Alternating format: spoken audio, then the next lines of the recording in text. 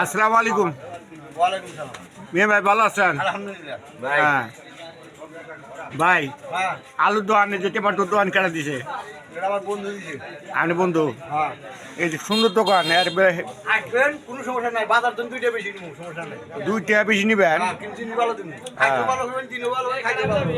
আচ্ছা ভাই, দোকান দোকান যে দিচ্ছেন আপনি, আপনি ওজার মাস দোকান দিচ্ছেন, দাম আলা কম টম ধরেন, কাস্টমার আসার সুযোগ দিন। আর কমই তো 20 টাকা, 22 টাকা।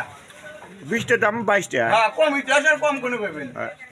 মাসে কিল খাওয়া কথা করেন না, ভালো জিনিস নিয়ে অনেক হবে না খাইতে। তুই মাথায় দিচ্ছেন ভালো করে কথা করেন, তাহলে দাম ঠিকঠাক আছে। দাম ঠিক আছে, একেবারে কারণ বাজার দামে দাম।